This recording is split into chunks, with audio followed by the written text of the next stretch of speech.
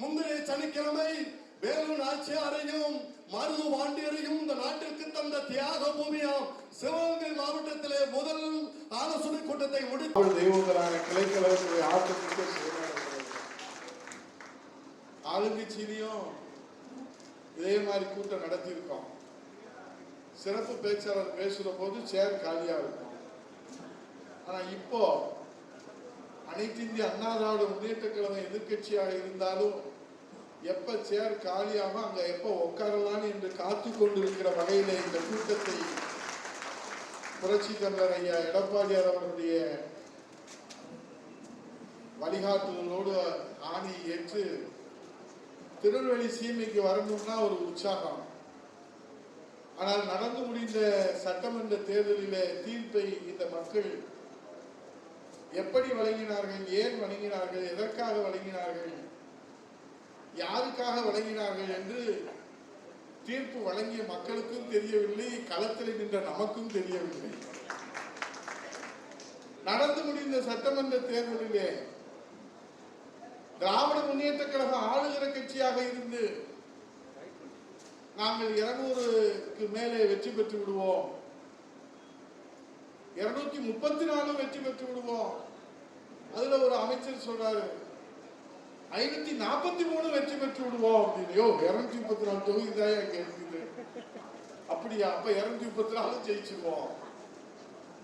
எங்க முதலமைச்சர் இவர் தான் அப்படின்னு ஸ்டாலினை தூக்கிட்டே அலைஞ்சாங்க. அவங்க திமுக கட்சி மட்டும் இல்ல,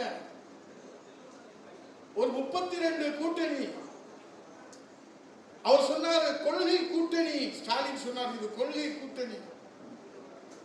ஒரு செங்கலை கூட எவரும் உருவ முடியாது. யாரு? ஸ்டாலின் சொன்னார் தேர்தலுக்கு முன்னாடி. இவங்க ஒரு பக்கத்து பிரச்சாரம் பண்ணிக்கிட்டே இருக்காங்க.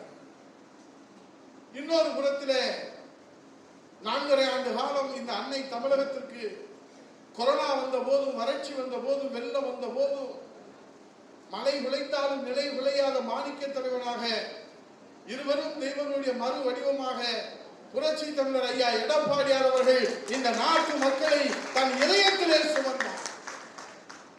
முதலமைச்சராக இருக்கிற போது இதே திருநெல்வேலி சீமைக்கு நாங்க வந்திருக்கோம், விவசாயிகளை சந்திச்சிருக்கிறோம்.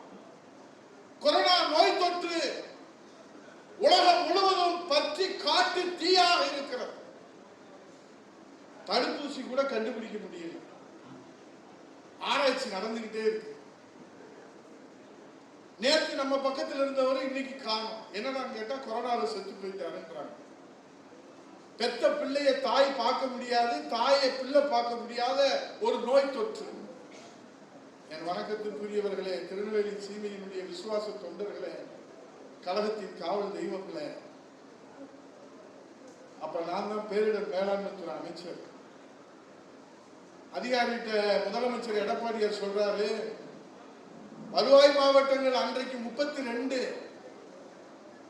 6 புதிய மாவட்டங்கள் அதற்கு பிறகுதான் தொடங்கணும். 32 வருவாய் மாவட்டங்களுக்கும் நான் நேரடியாக செல்வேன். பதட்டத்திலே இருக்கிற, பயத்திலே இருக்கிற, மன உளைச்சலில் இருக்கிற, மன அழுத்தத்திலே இருக்கிற விவசாயிகள், மாணவர்கள், பொதுமக்கள் அனைவரையும் நான் நேரிலே சந்திப்பேன். அப்ப சீஃப் செக்ரட்டரி சொல்றாரு, ஐயா it not possible, it can't to, இது நடக்கவே நடக்காது என்று சொல்லுகிறார். ஏனென்றால் தடுப்பூசி கண்டுபிடிக்கப்படவில்லை, பாதுகாப்பு உபகரணங்கள் இல்லை.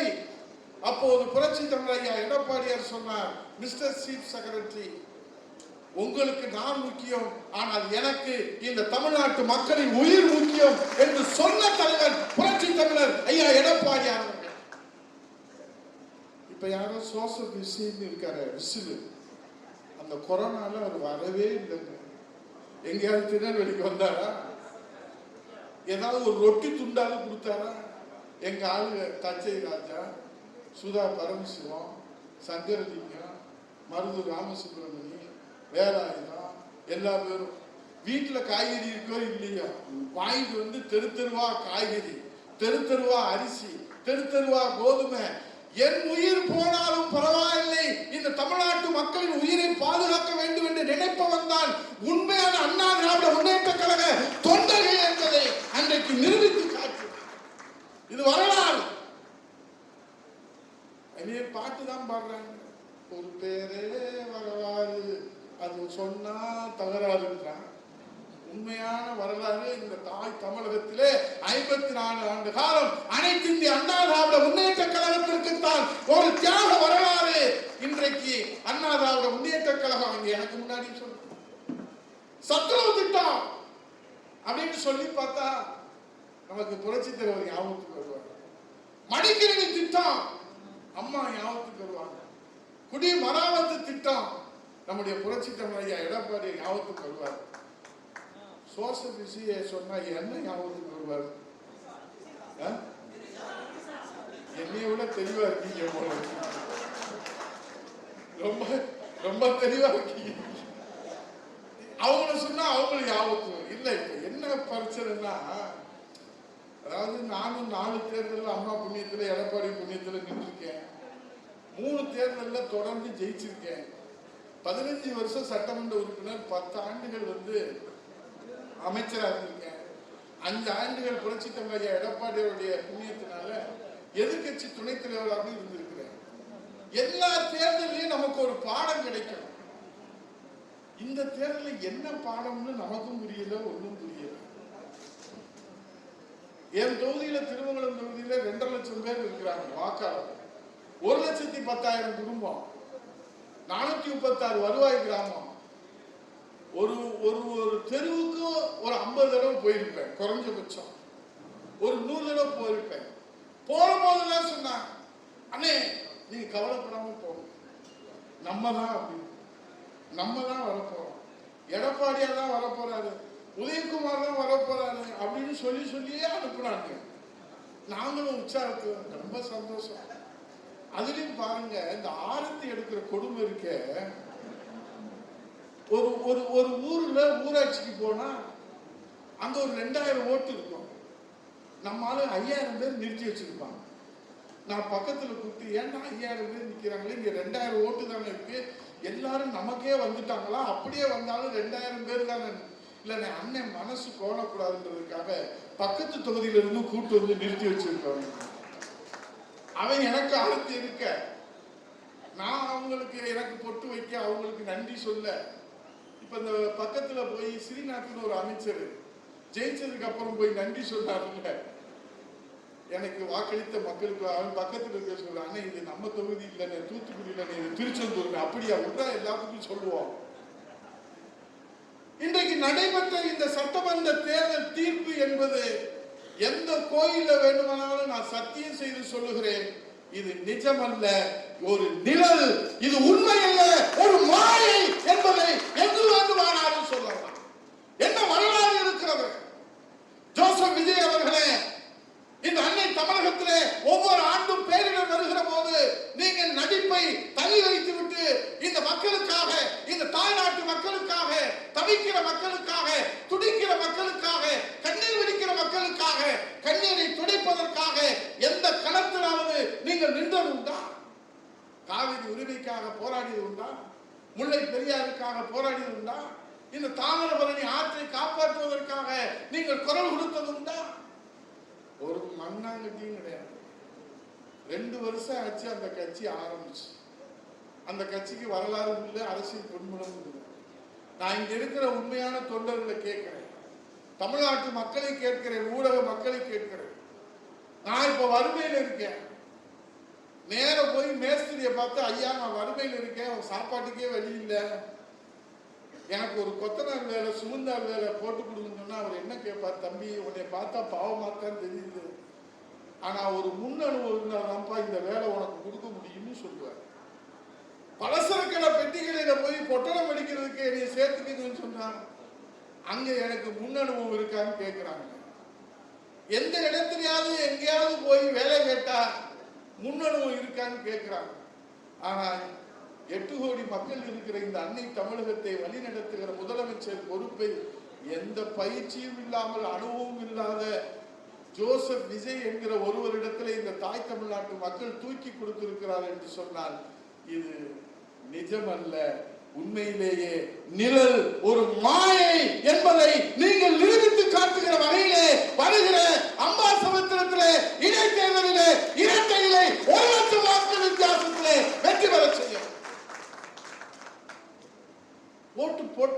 போடலையா? எனக்கு சந்தேகம் இல்லை, ஸ்டாலின் சந்தேகம் வந்துருச்சு. இப்ப அங்க 14 பெட்டி பூத்துல வந்து எண்ணிக்கிட்டு இருக்காங்க. திருப்பி பெட்டியில கோளாறா எதுலடா கோளாறுன்னு தெரியல. அவன் எது எப்படியோ தேர்தல் முடிஞ்சிருச்சு, தீர்ப்பு வந்துருச்சு, அது நிஜம் இல்லை நிழல்னு நம்ம இருக்கோம். 108 சட்டமன்றத்துல அவங்க வெற்றி பெறாங்க, விசில் வெற்றி பெறாங்க. அதுல விஜய் வந்து 2 தொகுதியில போட்டிட்டு இருக்காரு, உங்களுக்கு தெரியும். அப்ப 107 சொன்னா ஆட்சி அமைக்க முடியாது. எத்தனை சதவீத வாக்குகளை பெற்றிருக்கிறார்கள்? பதிவான வாக்குகளிலே 35% வாக்குகளை அவர்கள் பெற்றிருக்கிறார். அப்படியானால் அவர்கள் விஜய் இந்த தமிழகத்திற்கு தேவையில்லை என்று வாக்களித்தவர்கள் எத்தனை பேர்கள்? 65% பேர்கள். விஜய் இந்த நாட்டுக்கு தேவையில்லை, ஒரு உதவாக்கிற விஜய் இந்த நாட்டுக்கு தேவையில்லை. இன்றைக்கு சொன்னார்களே, அருமையன் தச்சைராஜா பேசுற போது, உலகத்திலேயே இந்தியாவில் 29 மாநிலம் இருக்கு. 6 மணிக்கு மேல ஒரு முதலமைச்சரை சந்திக்க முடியலன்னா அது பாரம்பரியமும் பண்பாடும் மிக்க தமிழ்நாட்டுடைய முதலமைச்சர் நம்முடைய ஜோசப் விஜய் மட்டும்தான். யாராவது 6 மணிக்கு மேல போய் கதவை தட்டுனா அவன் கதை முடிஞ்சிச்சு. ஆனா ஒரே ஒருத்தருக்கு மட்டும்தான் அனுமதி இருக்கு. இரவு 12 மணிக்கு எங்க தங்கச்சி நிரோசரா திரிசாவா தெரியும், அவங்க மட்டும்தான் கேக்கு வெட்டோம். யாரும் கேக்கு வெட்ட முடியாது. அப்படிப்பட்ட பாக்கியசாலி தங்கச்சி யாருமே பார்க்க முடியல. சீஃப் செக்ரட்டரி சொல்றார், சார் இட்ஸ் எமர்ஜென்சி. காலையிலே ஜூன் மாதம் ஜூலை மாதம் திறந்து விட வேண்டிய தண்ணீரை கர்நாடகா திறந்து விடவில்லை. It's very emergency. டெல்டா மாவட்டம் இங்கே வறண்டு போயிருக்கிறது. கண்ணீரிலே விவசாயிகள் இன்றைக்கு செத்து மடியில அந்த பரிதாப நிலையிலே இருக்கிறார்கள். அதுக்காக என்னன்னு கேட்கிறாரு இவர். இல்ல சார், நம்ம அழுத்தம் கொடுத்தாதான். இவர் சொல்றாருல்ல, விஜய் சொல்றாரு, நடிகரா இருக்கும் போது சொல்றாரு, காலையில் பிரச்சனைக்கு கடிதம் எழுதிவிட்டு தூங்க போக கூடாது, அழுத்தம் கொடுக்கணும்னு சொல்றாரு. இப்ப இவர் என்ன செஞ்சாரு? கடிதத்தை எழுதிட்டு இவர் தூங்க போயிட்டார். இவர் மனிதநீதி சோழம் போல உடனே அவங்க செஞ்சதை நானும் செஞ்சுட்டேன், அது தவறுதான், அது பிழைதான் சொல்லி தன்னுடைய பதவியை துறப்பாருன்னு யாரும் கேட்க முடியாது. இங்க பேசுற போதுதான் நம்ம ஆளுங்க சொன்னாங்க, உயரமா இந்தியாவிலே உயரமான மெட்ரோ ரயில் பாலம் அந்த 110 அடி உயரம். உங்களுக்குலாம் ஒரு ரகசியத்தை சொல்றேன், அந்த 110 அடி உயரம் இந்தியாவிலேயே உயரமான மெட்ரோ ரயில் பாலம். அதுல யார் போறாங்களோ அவங்க பதவி அதோ கதியில முடிஞ்சிடும். இதுக்கு முன்னாடி போனவரு நம்ம முத்துவேல் கருணாநிதி ஸ்டாலின் முதலமைச்சரா போனாரு. இன்றைக்கு எதிர்கட்சி தலைவராக கூட ஒரு சட்டமன்றத்தில் கூட நுழைய முடியாத வகையில அவர் மேல போயிட்டார். தவற நினைச்சு எதையாவது போட்டு விட்டுறாருப்பா. 110 அடி மேல போனார். அவர் போனதை பத்தி தவறு இல்லை. இப்போ விஜய சொல்றாங்க, சித்திக்குன்னு ஒரு ஐஏஎஸ் இருக்காரு, ரொம்ப இன்டெலிஜென்ட். நாங்க 10 வருஷம் அதுல இருந்தோம்ல. அவர் தான் சொல்லியிருக்காரு, சார் 110 அடி உயரம், உங்க உயரத்தை விட அது உயரமானது, வாங்க அதை போய் பார்ப்போம். எந்த முட்டா பயிலாவது சொல்ல வேண்டாமா? காவேரியில தண்ணி வரல, கர்நாடக அரசு திறக்க மறுக்குது, இன்னைக்கு காவேரி ஆணையம் உத்தரவிட்டு இருக்கிறது, அதை எதிர்த்து அவன் நீதிமன்றத்துக்கு போவன்றான், மேகதாது அணையை கட்டுவோன்றான், பூமி பூஜை போட்டதா செய்திகள் வருது. இல்ல காவேரியில போய் என்ன நடக்குது ஏது நடக்குதுன்னு வறண்ட காவேரியில போய் என்னன்னு பார்க்க வேண்டாமா? இந்த மெட்ரோ ரயில்ல ஏறி நின்று மேல நின்று பார்க்கலாம். அதுல பாத்தீங்கன்னா அப்படி கோட்டை எடுத்து இப்படி பண்ணுங்க, கொளுத்துற வெயில சட்டையே போட முடியல. இந்த பைத்தியக்கார முதலமைச்சர் கோட்டை போட்டு சூட்டை போட்டு என்னடான்னு கேட்டா ரீல்ஸ் எடுக்கணும்ன்றான். இந்த ரீல்ஸ் மோகம் என்னைக்கு வந்துச்சோ யாருக்கும் தெரியல.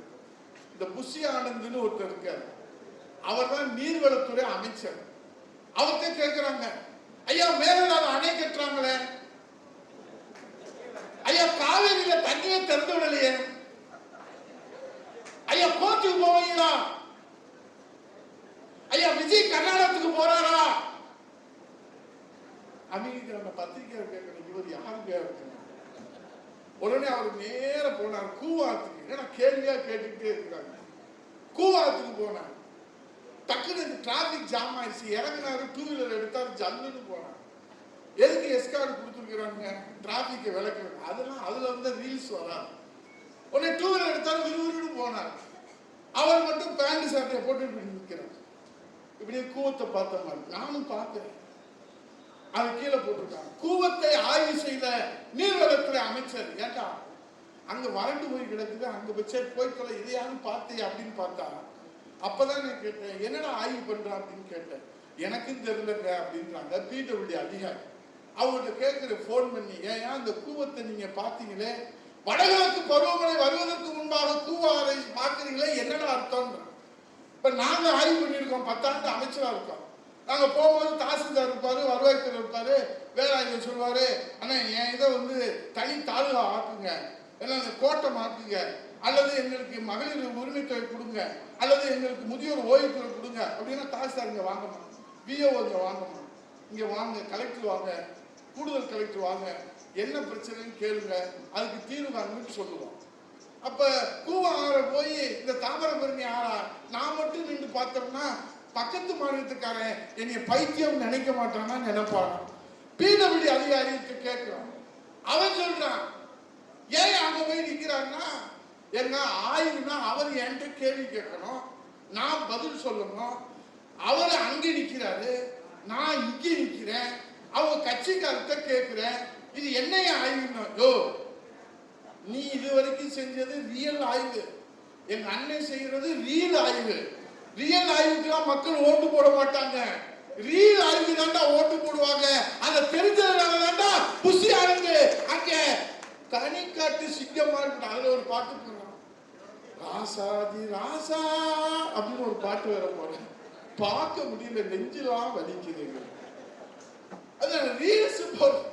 இவர் 110 அடி மேல நின்று பாக்குறாரு. இந்த அதிகாரிகிட்டலாம் நாங்க ஐஏஎஸ் ஆபீசர்லாம் சில பேர் நட்பா இருப்பாங்க, பேரை சொல்ல முடியாது. அவங்க கிட்ட கேட்கிறோம், ஐயா என்ன ஆய்வு பண்றாரு, தினந்தோறும் பட்ஜெட்டுக்காக ஆய்வு பண்றாரு, என்ன பண்றாரு? சார் எங்க எடப்பாடியார், உங்க எடப்பாடியார் ஆய்வு பண்ணுவாரு, அம்மா ஆய்வு பண்ணுவாங்க, நீங்களும் பார்த்துருக்கீங்க, உட்கார்ந்துருக்கீங்க. அதிகாரிகள் சொல்லும் போது எஸ் சொல்லுங்க, ப்ரொசீட் பண்ணுங்க, எஸ் சொல்லுங்க, இல்ல அந்த சப்ஜெக்ட் தப்பா இருக்கு, அது ராங் அப்படின்னு எதையாவது சொல்லணும்ல. 11 மணிக்கு கூப்பிடுறாங்க, எல்லாரும் போய் அதிகாரி பூரா ஃபைலோட போறாங்க. இவங்க பேசிக்கிட்டே இருக்காங்க, இவன் உட்கார்ந்துட்டே இருக்காங்க. 12 மணி ஆனவொடனே அதுக்கப்புறம் பெல் அடிக்கிறாங்க, ஆய்வு முடிஞ்சிச்சு போயிட்டு வாங்கன்றான். அவன் அதிகாரி சொல்றான், இது என்னங்க ஆய்வு அப்படின்னு கேட்கிறான். இதாங்க ஆய்வு. இல்லை எதுவுமே அவர் கேட்கவே இல்லையா, கேட்க தேவையில்லை. ஏன் கேட்க? இதெல்லாம் தெரிஞ்சவங்க எல்லாம் சட்டசபைக்கு வெளியே இருக்கிறாங்க, இதெல்லாம் தெரியாதனாலதான் நாங்க இன்னைக்கு முதலமைச்சரா இருக்கோம். அதனால இந்த மக்களுக்கு எதுவும் தெரிய தேவையில்லை, இது ஒண்ணும் நடிச்சா போதும். இப்ப நான் கேட்கிறேன் உங்ககிட்ட, புரட்சி தமிழர் ஐயா எடப்பாடியாருக்கு என்ன குறை? இப்ப நாங்கெல்லாம் இருக்கோம், இந்த மேடையில் இருக்கிற எல்லாரும், சவுந்தரராஜர் இருந்து ஆதித்யநாத் இருந்து எல்லாரும் இருக்கணும். சுதா பரமசிவம் எங்களெல்லாம் வழி நடத்துவார், திருநெல்வேலிக்கு வந்தார்.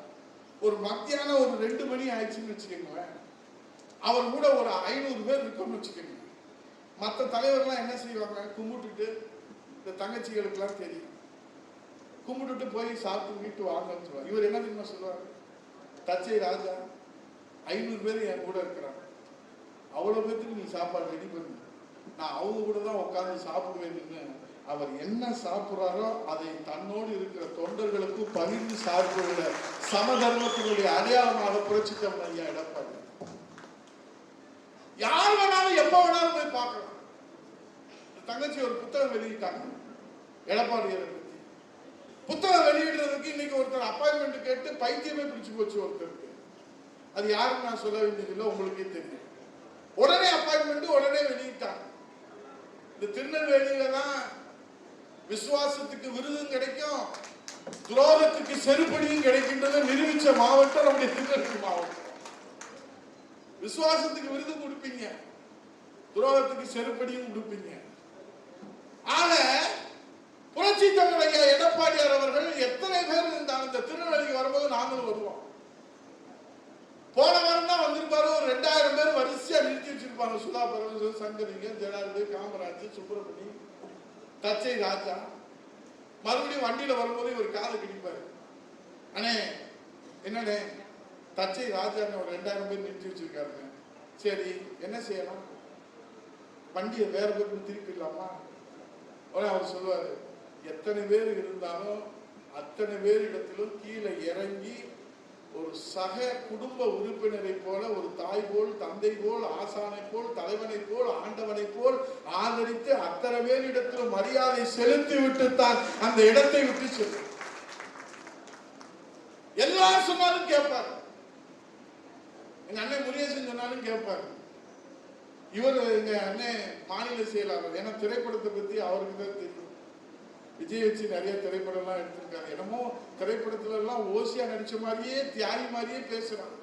கௌதம புத்தருடைய மறு அவதாரம் மாதிரியே பேசுறான் விஜய். ஆக இன்றைக்கு இருக்கக்கூடிய சூழ்நிலையில புரட்சி தமிழர் ஐயா எடப்பாடியாருக்கு என்ன குறை, ஏது குறை? எங்களுக்கு தெரிஞ்ச அளவுக்கு எந்த குறையும் இல்லை. மக்கள் மனதை படிக்க தெரிந்தவர். ஆனால் ஒன்றே ஒன்று அவரிடத்தில் இல்லை. அன்பு இருக்கிறது, கருணை இருக்கிறது, காருண்யம் இருக்கிறது, தாயுள்ளம் இருக்கிறது, தெய்வ உள்ளம் இருக்கிறது, அரவணைக்கிற அத்தனை ஆற்றலும் இருக்கிறது, தொலைநோக்கு பார்வை இருக்கிறது, உழைப்பு இருக்கிறது, எளிமை இருக்கிறது, உண்மை இருக்கிறது, விசுவாசம் இருக்கிறது. மக்கள் மனதை படிக்க தெரிந்த எங்கள் புரட்சி தமிழர் ஐயா எடப்பாடியாருக்கு விஜய் போல் நடிக்க தெரியவில்லை என்கிற காரணத்தால் தான் இன்றைக்கு நாங்கள் அண்ணா திராவிட முன்னேற்ற கழகம் ஆட்சி அமைக்கிற வாய்ப்பை இழந்திருக்கிறோம். ஒண்ணு நல்லா தெரிஞ்சுக்குங்க, மன்னருக்கு மகனாக பிறந்து மன்னராக மகுடம் சூட்டுவது வரலாறு அல்ல. மக்களோடு மக்களாக இருந்து மன்னராக மகுடம் சூட்டுவதுதான் ஒரு ஜனநாயக வரலாறு. அப்படிப்பட்ட இந்த தாய் தமிழ்நாட்டிலே சாமானிய தலைவன், எளிய தலைவன், உண்மையான தலைவன், ஒரே தலைவன் புரட்சி தமிழர் ஐயா எடப்பாடியார் தான். இந்த நாடாள பிறந்த நலத்திட்ட நாயகர், இந்த மண்ணை ஆளுகிற மகாராஷ்டிரா 98,000 வாக்குகள் வித்தியாசத்துல சேலத்துல வெற்றி பெற வச்சு 8 பேர் அவருடைய மாவட்டத்தில் வெற்றி பெற வைத்திருக்கிறார். 1,04,00,000 அண்ணா திராவிட முன்னேற்ற கழகம் இரட்டையில கூட்டணி இல்லாம நம்ம இரட்டலையில மட்டும் வாங்கி. நானும் பேசாம நானு சுதா பரமசிவம் சேலத்திலே பிறந்திருக்கிறோம். அவர் பேரை சொல்லி நாங்கள் ஓட்டு வாங்கி ஜெயிச்சிருக்கோம். சேலத்தில் புரிந்த மக்களுக்கு இந்த திருநெல்வேலி சீமையிலே புரியவில்லை, மதுரை சீமையிலே புரியவில்லையே, இந்த தென் தமிழகத்திலே புரியவில்லையே. புரட்சி தமிழர் ஐயா எடப்பாடியார் அவர்கள் தான் பத்தி சொத்தி எல்லாம் சொல்றாங்க. என்னப்பா எடப்பாடியார் தானே வருவார், எடப்பாடியார் தானே வருவார், எடப்பாடியார் தானே வருவார். நாங்கள் இருந்த சொத்து வித்தெல்லாம் வித்து எல்லாரும் நின்றாச்சு. தேர்தலில் மக்களை சந்தித்தாச்சு, மக்களுக்கு சேவை செய்தாச்சு, மக்களுக்கு உழைத்தாச்சு. ஒரு வருடத்திற்கு முன்பாகவே புரட்சி தமிழர் ஐயா எடப்பாடியார் அவர்கள் எழுச்சி பயணமாக தமிழ்நாடு முழுவதும் இங்க திருநெல்வேலிக்கு வர்றோம். மழை சாயந்தரம் 5 மணிக்கு திருநெல்வேலி ஆரம்பிக்கணும். என்ன தச்சை ராஜா அப்படின்னு அண்ணன் கேட்கிறாரு. மழை வருதே, மக்கள் நிப்பாங்களான்னு அவர் தயங்கிட்டே இருக்காரு. ஆனா அங்க போற தொடங்குறோம்.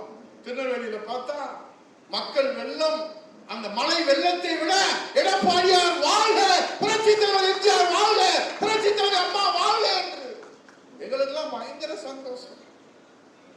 எங்க கேட்கிறாரு அண்ணன் தேர்தல் என்ன தம்பி உதயகுமார் திருமங்கலம் தொகுதி எப்படி இருக்கு? ஆனா நீங்க கேட்கவே வேணாம், சூப்பரா இருக்கு. உசிலம்பட்டி ரொம்ப டாப்னு, சோழவந்தா ஜெயிச்சாச்சுன்னு, 10 தொகுதி முடிச்சுன்னு.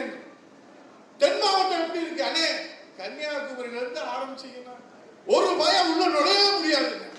இந்த விசில அவெல்லாம் டவுசர் போட்ட பயில்கள், அவங்கெல்லாம் பக்கத்திலே வர முடியாது.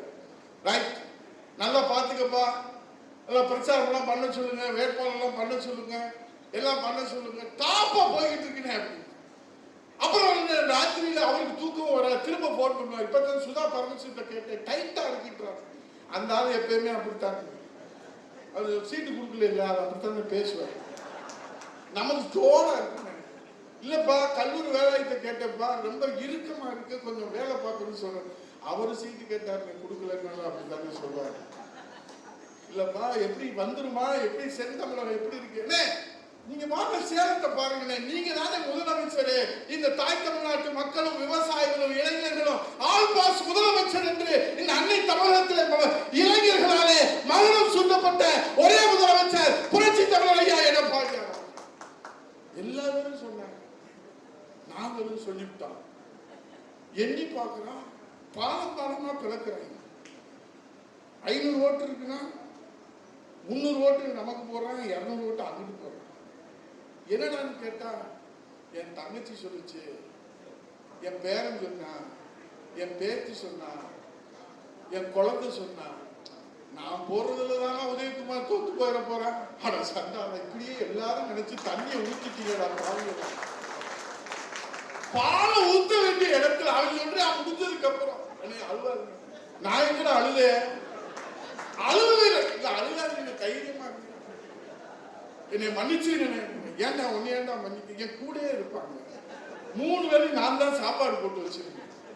அவன் சொல்றான், அண்ணே என்னை மன்னிச்சிருக்கேன். டக்குன்னு கால் எந்திரு. ஏன் அப்படியா? நல்லா தாயா இருக்கணும், தைரியமா இருக்க, ஒண்ணும் இல்லை, பிரச்சனை இல்லை, விடு, அடுத்து வந்துருவோம். இல்லைண்ணே என்னை மன்னிச்சிருக்கண்ணே. என்னையா நடந்துச்சு? இல்லைண்ணே உங்க கூட இருந்தேண்ணே, நீங்க போட்ட சாப்பாடை சாப்பிட்டு உங்க உப்பு தின்னேன். சரி அதுக்கு என்ன இப்போ அடுத்த தடவை ஜெயிச்சுக்கணும். இல்லைண்ணே என்னை மன்னிச்சேன்னு சொல்லுங்க. சரி மன்னிச்சுட்டேன்னு சொல்லிக்கொள்ள. என் பேத்தி சொல்லிச்சு, நான் விசில போட்டேன். அதை சந்தானப்பா 3 வேளையும் என் உப்பு சாப்பிட்டுட்டு நீ ஏன்டா போட்ட? இல்லை என் பேத்தி சத்தியம் வாங்கிடுச்சு. ஆனா சந்தான பாவில கூட இருந்த ஒன்னையவே நான் கணிச்சு தவறிட்டேன். ஏன்டா போட்டேன்? இல்லைண்ணே அண்டா நிறைய வச்சு எல்லாரையும் பாலை ஊத்துறாங்க.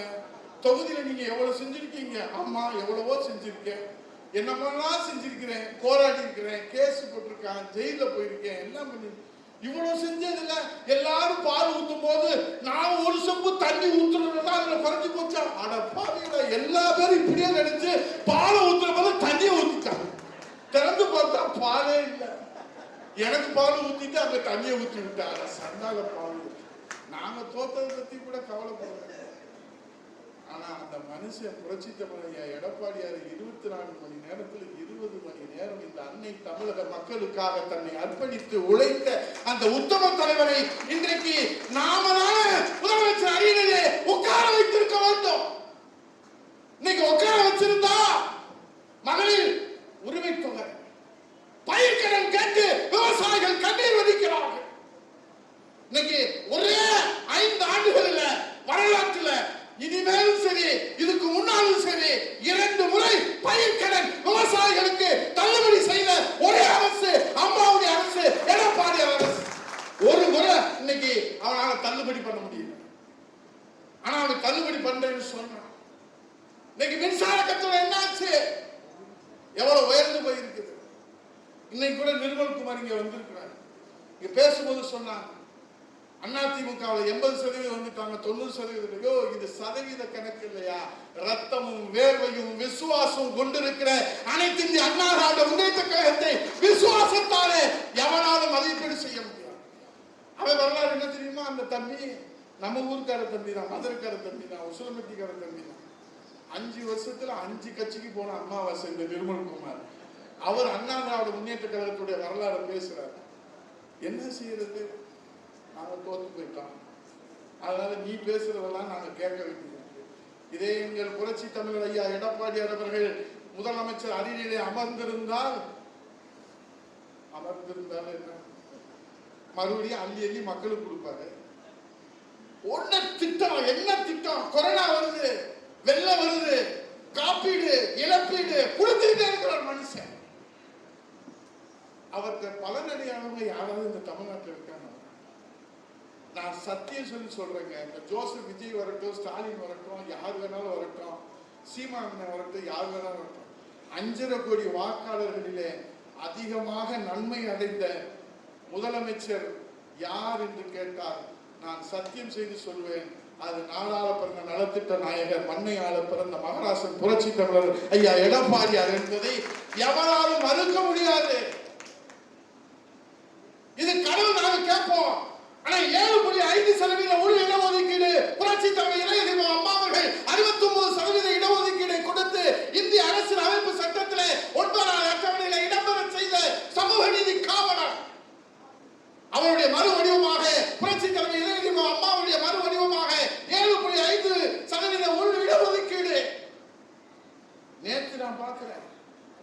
நம்ம சமூக வலைதளத்துல ஒரு கூலி தொழிலாளியுடைய குழந்தை இந்த 7.5% உள் இடஒதுக்கீடுல மருத்துவ மாணவர்களுக்கு நினைவாகி இருக்கிறது. அவருடைய சிந்தனை, செயல், உழைப்பு, அர்ப்பணிப்பு எல்லாமே மக்கள் மக்கள் மக்கள் என்று இருந்தார். இன்னைக்கு இருக்கிற கட்சியில வேலாயுதம் கூட சொல்லிட்டு இருந்தார் பேசும்போது, ஆனா திமுக 32 கட்சியும் திமுக விட்டுட்டு ஓடி போயிட்டாங்க. அதே போல அங்க மருமகனுக்கும் மகனுக்கும் நடக்கிற அதிகார சண்டையில திமுக என்ன ஆகுமோ தெரியல. அவரும் கொளத்தூர்ல தோத்து சட்டசபைக்கே போக முடியல. எதிர்த்து நின்ற முதல்வர் வேட்பாளர் சீமானும் தோத்து போயிட்டாரு. பாரதிய ஜனதா கட்சியுடைய மாநில தலைவர் இந்த மண்ணின் முன்னாள் அமைச்சரான நயினார் நாகேந்திரன் தோத்து போயிட்டாரு. காங்கிரஸ் கட்சியில இருந்து செல்வ பிறந்தகை தலைவர் அவரும் தோத்துட்டாரு. களத்திலே இன்றைக்கு முதலமைச்சர் அரியணையிலே அமர முடியவில்லை என்றாலும் இன்றைக்கு சட்டமன்றத்தில் அனைத்து இந்திய அண்ணா திராவிட முன்னேற்ற கழகத்துக்கு எத்தனாவது இடம் என்பது முக்கியமல்ல. அன்றைக்கும் இன்றைக்கும் என்றைக்குமே மக்கள் மனதிலே முதலிடம் எங்கள் புரட்சி தமிழர் ஐயா எடப்பாடியார் என்பதற்கு எடுத்துக்காட்டாகத்தான் களத்திலே நின்ற முதலமைச்சர் வேட்பாளர்களிலே 98,000 வாக்குகள் வித்தியாசத்திலே வெற்றி பெற்று இன்றைக்கு நாம் மக்கள் பணி ஆற்றிக் கொண்டிருக்கிறோம். இந்த காவிரி பிரச்சனை நீங்க தினந்தோறும் ஊடகத்துல பாக்குறீங்க. எல்லாரும் படிச்சவங்க தான், எல்லாத்துக்கும் எல்லாம் தெரியும். மைக்கேல் ராயப்பன் வந்து விஜய் எப்படி ஒரு பிரச்சனையை டீல் பண்ணுவார்னு அவருக்கு தனிப்பட்ட முறையில் கேட்டா சொல்லுவார். எனவே இடியே உளுந்தாலும் பேசவே மாட்டாங்க. இந்த ஊமைன்னு சொல்லி தொலைஞ்சாலும் போயிடலாம் நம்ம பாட்டுல. ஐயா அங்க வறண்டு போச்சுங்க, பேச மாட்டாங்க. ஐயா பட்ஜெட்ல என்ன கொடுப்பீங்க, பேச மாட்டாங்க. ஐயா 2,500 ரூபாய் மகளிருக்கு கொடுப்பீங்களா, பேச மாட்டாங்க. 4,000 ரூபாய் இந்த இளைஞர்களுக்கு தடை சொன்னீங்களே, பேச மாட்டாங்க. இந்த 6 சிலிண்டராவது கொடுப்பீங்களான்னா அதுக்கும் பேச மாட்டாங்க. இந்த டெல்லிக்கு போனார்ல விஜய், அவருடைய டெல்லி விசிட்டினுடைய பேக்கப் தெரியுமா? பாரத பிரதமர் நரேந்திர மோடிஜி அவர்கள் மொத்தமே 8 நிமிஷம் தான் பார்த்தார். அதுல 4 நிமிஷம் சால்வ போடுறதுக்கு பொக்கே கொடுக்குறாரு. மீதி 4 நிமிஷம் 4 கோரிக்கை சொன்னவொன்னு அவர் சொல்லிட்டாரு, உங்களுடைய பிரில்லியன்ட்டை நான் பார்த்துட்டேன், உங்களுடைய இன்டெலிஜென்ஸை நான் பார்த்துட்டேன், மற்றதெல்லாம் நீங்க போய் அமைச்சர்கிட்ட பேசிக்கீங்க. இங்க கர்நாடகாவில் பிரச்சனை, காவேரி பிரச்சனைக்கு இவர் கடிதம் எழுதுறாங்க, போன்ல பேசுறாங்க. சிவகுமார் அவர்கிட்ட சொல்றாங்க நாங்க அங்க வர்றோம் அப்படின்னு. அவரு சரி வாங்கன்னு சொல்லிட்டார்.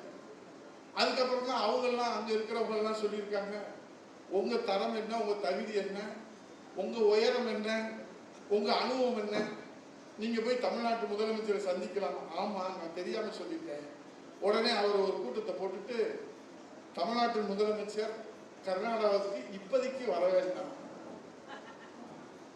நீங்க நினைச்சு பாருங்க, அங்க சொல்லும் போதே அனுபவம் வாய்ந்த தலைவர்கள்லாம் சொல்றாங்க, ஐயா நம்ம வந்து உச்ச நீதிமன்றத்துல புரட்சி தலைவி இதயதீப அம்மா அவர்கள் வாதாடி போராடி தீர்ப்பை பெற்றுக் கொடுத்திருக்கிறார்கள். நடுவர் மன்றம் அமைக்கப்பட்டிருக்கிறது. நடுவர் மன்றத்துடைய தீர்ப்பு அரசுதலிலே வெளியிடப்பட்டிருக்கிறது. ஆணையம் அமைக்கப்பட்டிருக்கிறது. நீர் ஒழுங்காற்று குழு அமைக்கப்பட்டிருக்கிறது. இனி பேச்சுவார்த்தையிலே பலனில்லை. இதுவரை நாம் பலமுறை பேசியிருக்கிறோம். 26 முறைக்கு மேலே பேசித்தான் இந்த நடுவர் மன்றமும் ஆணையமும் அமைத்து ஒழுங்காற்றுக்குழு அமைத்து உச்ச நீதிமன்ற தீர்ப்பு வழங்கி இருக்கிறது. இவர் சொல்றார் நாம் போய் தண்ணி வாங்கிட்டு வந்துடுவேன் அப்படின்னு சொல்லிட்டு அந்த பக்கத்தே வராது. ஒரு முதலமைச்சரே நாட்டுக்கு வராதுன்னு சொல்ற அளவுக்கு ஒரு கேடுகட்ட ஒரு முதலமைச்சரைத்தான் இந்த அன்னை தமிழகம் பெற்றிருக்கிறது என்பதை நீங்கள் நினைத்துக் கொள்ள வேண்டும். இதே இதயதீபம் புரட்சி தலைவி அம்மா அவர்கள் சிங்கமென புறப்பட்டார். பாரத பிரதமர் அவர்கள் தலைநகர் டெல்லியிலே நின்று பூங்கொத்து கொடுத்து புரட்சி தலைவி அம்மா அவர்களை தமிழகத்தினுடைய முதலமைச்சரை தமிழக சாமியை வரவேற்ற அந்த காட்சி பாரத பிரதமர் முதலமைச்சருடைய இல்லத்துக்கு வந்த அந்த வரலாறை படைத்த இந்திய திருநாட்டிலே ஒரே முதலமைச்சர் புரட்சி தலைவி இதயதீபம் அம்மா. உலக நாடுகள் எல்லாம் சுற்றுகிற மரியாதைக்குரிய பாரத பிரதமர் நரேந்திர மோடிஜி அவர்கள் இந்திய நாட்டினுடைய பாரத பிரதமராக 2014 பொறுப்பேற்றதற்கு பிறகு புரட்சி தலைவர் இதயதீப அம்மா அவர்கள் தமிழகத்தினுடைய ஜீவாதார பிரச்சனைகளை பற்றி உரையாட வேண்டும் என்று சொல்லுகிற போது பாரத பிரதமர் பெருந்தன்மையோடு சொல்லுகிறார், உங்கள் இல்லத்திற்கே போயஸ் கார்டனுக்கு இந்த இந்தியாவே அங்கே போயஸ் கார்டனுக்கு வரும் என்று அந்த வரலாறை படைத்த தலைவி புரட்சி தலைவி ஜெயலலிதா அம்மா. அந்த தமிழ்நாட்டினுடைய முதலமைச்சராக எங்கள் மாநிலத்திற்கு வராதீர்கள் என்று சொன்னதற்கு பிறகு தமிழர்கள் இங்கு என்ன செய்யும்? தண்ணி கிடைக்கல என்ற போது கூட வைத்தறிச்சல் தான், வேதனை தான். ஆனா என்னுடைய முதலமைச்சரை, இந்த தாய் தமிழ்நாட்டின் முதலமைச்சரை, ஆதி மனிதன் பிறந்த இந்த தாய் தமிழ்நாட்டுடைய ஒரு முதலமைச்சரை ஒரு மாநிலத்திற்குள் நுழையாது என்று ஒரு மாநில முதலமைச்சர் சொல்லுகிறார் என்று சொன்னார். இதை விட ஒரு தலைகுனிவு இந்த தமிழகத்திற்கு ஏற்பட வேண்டுமா என்பதுதான் இன்றைய கேள்வியாக இருக்கிறது. இதை விட என்ன தலைகுனிவு ஏற்படணும்? நீங்க வாங்க சொன்ன கூப்பிட வேண்டாமா? சிவப்பு கம்பளம் விரிச்சு நம்ம என்ன பங்கா கேட்க போறோம்? உச்ச நீதிமன்ற தீர்ப்பின் பிரகாரம் தண்ணி கேட்க போறோம். ஆனா அவர் நோக்கம் வேற. ஜனநாயகம் பிரச்சனை இல்லாம வெளியிடணும். அவர் சுதா கூட பேசினார். நாங்களும் எத்தனையோ படம் பார்த்திருக்கிறோம். ஆனா ஜனநாயக படம் மாதிரி ஒரு ஊத்துக்கிட்ட படம் நாங்க பார்த்துக்கிட்டதே இல்லை. எல்லாரும் போய் விறுவிறுன்னு போய் ஓதும். அறிவிக்கப்படாத அரசு விடுமுறை எல்லாரும் போகணும்னு சொல்றதுக்கு தான் புசியா வந்து அறிவிப்பு விட்டார். முதல் நாள் முதலமைச்சர் போனார். போய் தொலைங்க, எங்களுக்கு ஒன்றும் ஆட்சேபம். காவிரியில் எவனாலும் செத்தா என்ன, நாசமா போனா நமக்கு என்ன? ஜனநாயக படம் நல்லா ஓடும். சரி போய் பார்த்துட்டு அடுத்த அமைச்சர் போறான். மூசுன்னு அழுகுறாங்க எல்லாரும். நான் கூட காவிரியில இருந்து தண்ணி வந்துச்சா போல இருக்கு, தேட்டர்ல இருந்து எல்லா தண்ணி வெளியே. அப்ப கேட்கிறேன் பத்திரிக்கையாளர், நம்ம பத்திரிக்கையாளர் கேட்கிறோம், சார் நீங்க ஏன் அழுகுறீங்க? நீங்க ஒரு அமைச்சராச்சே, நீங்க தைரியமான அமைச்சராச்சு, வீரமான அமைச்சர். என் தலைவனுடைய கடைசி படம். சரி அதுக்கு ஏன் அழுகுறீங்க? இல்ல அவர் நடிக்கிறது நான் எப்ப பார்க்க போறோம்? அதான் டெய்லி தலைமைச் செயலகத்துல பாக்குறீங்களா, அவர் நடிக்க தானே செய்யறாரு, அவர் என்ன ஆக்டிங் அவர் அப்படி கேட்டிருக்காரு பத்திரிக்கையாளர் நாகரிகமா. நான் அவங்க கிட்ட கேட்டேன், ஏண்டா பாவி எல்லாம் இப்படி விழுந்து விழுந்து அழுகுறீங்களே, உங்க தளபதி விஜய் அவர்கள் உயிரோட தானே இருக்காரு, செத்துக்கிட்டு போகல, ஏன் அழுகுறீங்க? ஒப்பாரி எங்க ஒப்பாரி? நான் சொன்னா தப்பு. சுதா பரமேஸ்வரன் போன் பண்ணி ஏன் தலைவா இப்படி பேசுற, அப்புறம் எப்படி தலைவா பேச சொல்ற? இப்ப நீங்க எல்லாம் சிரிச்சீங்கன்னா நானும் சிரிக்கலாம். இப்ப நீங்க எல்லாரும் உட்காந்து அழுகுறீங்கன்னு வச்சுக்கோங்க, வெளியே இருக்கிறவன் பாக்குறவன் என்ன, ஏதோ இளவு வீடு போல இருக்குன்னு நினைப்பாங்க இல்லையா? இப்ப ஜனநாயகத்தை இளவு வீட மாத்துனது நானா? நீங்களே சொல்லுங்க. நீதிபதி கேட்டா நான் சொல்றேன், ஐயா உலகத்துல எத்தனையோ படம் வந்திருக்கு, ஒரு அமைச்சர் போய் உட்காந்து மூசுன்னு அழுகுறான். நான் கூட என்ன ஏதோ நினைச்சேன், விஜய் உயிரோட தானே இருக்காரு, ஒன்றும் பிரச்சனை இல்லை, இதான கடைசியா நடிக்கிறாரு. அவர் என்ன பத்திரமா போட்டு கொடுத்துருக்காரு, இந்திய அரசியலமைப்பு சட்டத்துல சட்டமா நிறைவேற்றிருக்கிறாங்க. என்னென்ன கேடு கெட்டது இந்த நாசமா போனதெல்லாம் நம்மளும் பார்க்கணும்னு உயிர் வச்சு. நீங்க எல்லாம் இந்த ராமசுப்ரமணிய பேரை வாசிக்கிறாரு, அதை விட்டு இவர் வாசிக்கிறாரு சுதா பரமேஸ்வரன். இந்த வாசிச்சவங்க ஓட்டு போட்டாலே நம்ம எல்லாம் ஜெயிச்சிருப்போம். அந்த அளவுக்கு அவர்களே அவர்களே அவர்களே அவர்களே அவர்களே அவர்களே அவர்களே வந்திருந்தவங்க. என் பேரை விட்டுட்டு ஏன் அவர் பேரை சொல்ற? அவர் சொல்ற முத மாவட்ட சேர எடுத்துருக்கேன். நன்றி சொல்றது பேர்ல என்ன இருக்குது? நம்ம இப்படி என்ன பேரை சொல்லி பேரை சொல்லி பேரை சொல்லி பேரை சொல்லி கடைசியில ஓட்டு சொல்ல மறந்துடுறோம். நம்ம இந்த பேரை சொல்றது போல ஓட்ட சொல்லி இருக்கணும். எவ்வளவு நேரம் நான் ஜெரால்ட்ட கேட்டேன், ஜெரால் மைக் தண்ணி இல்லை தரமாட்டீங்களா? எடப்பாடியார் சொல்லியிருக்காருப்பா, பேர் சொல்லியிருக்காருப்பா, இருங்க பொறுமையா இருக்கிறேன். அவர் வேலை கண்டிப்பா உங்களுக்கு மைக்கு உண்டு, பிரச்சனை இல்லை. அவர்களே அவர்களே அவர்களே அவரு ஒரு புதுசா மாவட்ட செயலாளர் கிட்டத்தட்ட ஒரு 15-20 ஆண்டு நான் எப்ப வந்தாலும் அண்ணே கொஞ்சம் பாத்துக்கங்க, அண்ணே கொஞ்சம் பாத்துக்கங்க அப்படின்னு அவர் என்கிட்ட சொல்லுவார். இந்த தடவை நான் வரும்போது அண்ணே எங்களை கொஞ்சம் பாத்துக்கங்க. இதுதான் அதிமுக. அதிமுக தான் அங்க கொடி கட்டுகிற தொண்டன் கோட்டையிலே முதல் வரிசையிலே உட்கார்ந்து மக்கள் பணியாற்றுகிற வாய்ப்பு அண்ணா திராவிட முன்னேற்ற கழகம். அதான் சுதா பரமேஸ்வரன் சொன்னார். இது சும்மா உங்களை மாயாஜாலத்துக்காக சொல்லல, வார்த்தைக்காக சொல்லல, ஏமாத்துறதுக்காக சொல்லல, உங்களோட வேலை வாங்குறதுக்காக சொல்லல.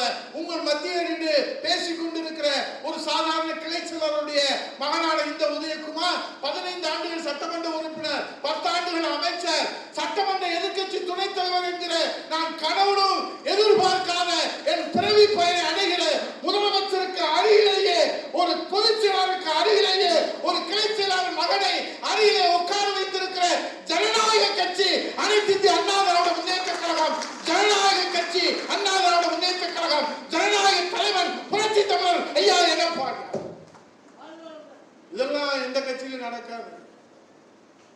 அதனாலதான் ஜென்சி தலைமுறை இளைஞர்களுக்கெல்லாம் நாங்க அழைப்பு கொடுக்கிறோம். அம்மா பேரவையின் சார்பில் நீங்க எந்த கட்சியில சேர்ந்து மக்கள் பணி ஆற்ற வேண்டும் என்று சிந்தித்துக் கொண்டிருக்கிறீர்கள்?